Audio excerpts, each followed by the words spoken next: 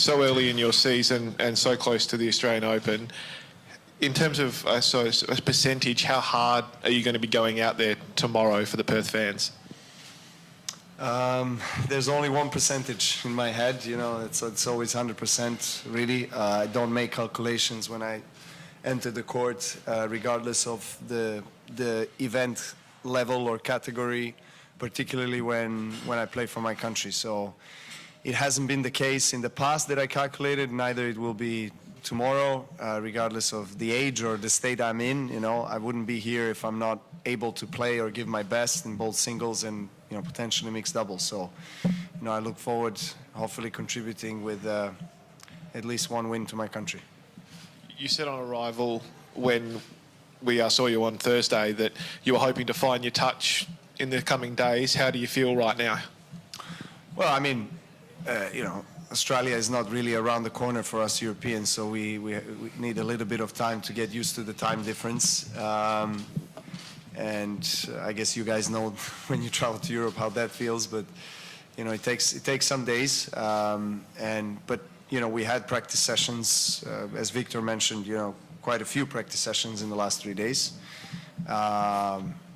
As a matter of fact, I'm going to play again today, you know, after this press conference, and really trying to get as much as time on the court as possible. Obviously, different conditions here than any other place where I trained or played an exhibition recently at. So, yeah, I saw that, you know, China won today, and I guess they won mixed doubles as well. You know, clean sweep at 3-love, so they're in form. They have great players.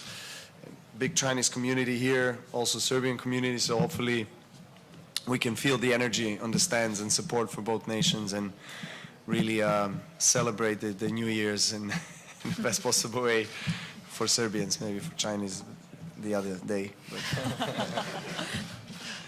Good day, Novak. It's Justin Chadwick from Australian Associated Press. I just wanted to ask you, how different does it feel coming to Australia this year compared to last year when there was that huge emotion that came with it? It's different. It's a bit different. You know, last year coming into Australia,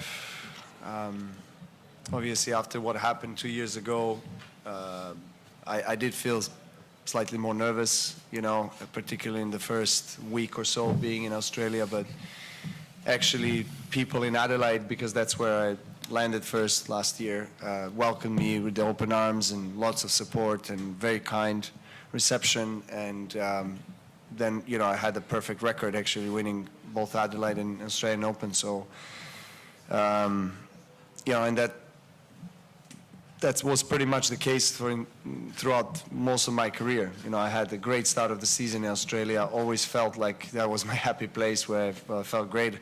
You know, other than that situation 2 years ago where obviously it wasn't really enjoyable.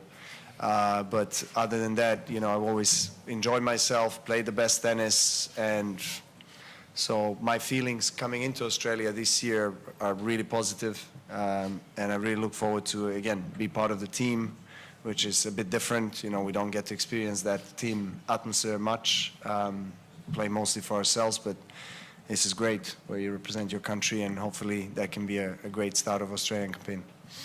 So Nova, you just mentioned about China scored a win today, and you know, both Zhang Zhizhen and Zheng Qinwen say that they're really looking forward to play with you. Yeah. Do you know anything about those two guys? No, two guys, sorry. The boy and the girls. Yeah. Even Zheng Qinwen also said she's really looking forward to play with you in the mixed double. Mixed doubles, yeah. Can you talk about that? Yeah, well, I've seen them play a little bit today. I know, of course, I know both. I never faced any of the two players, but you know, I saw them play, and I mean, I think she's 15 or 16 in the world right now. She's, I think, won the award for most improved player. She's great. I mean, the Chinese tennis, particularly on the women's side, is so strong over the years with Na Li, you know, winning the first Grand Slam for Chinese tennis, which, you know, opened a lot of doors for young girls to, you know, to play. And it's really nice as a tennis player seeing how popular tennis is in China. And I think he now, you know, is probably the most successful Chinese male player of all time. So that's great as well, because we want to see the men's tennis in China picking up. they're a strong team, very strong team. So I'll get to play him. He won his match today, so it's going to be the first encounter. I know we play at 5 p.m. tomorrow, and as I said, it's going to be exciting to hopefully, for me, start off the new season with a win. Novak, what do you think are the prospects of a new elite tour, either this year, in 2024 or 2025 maybe, either linked to Saudi financial interests or not? As far as I know, the 2024 calendar is out, so that's not happening this year. And I don't know exactly which elite tour you're referring to.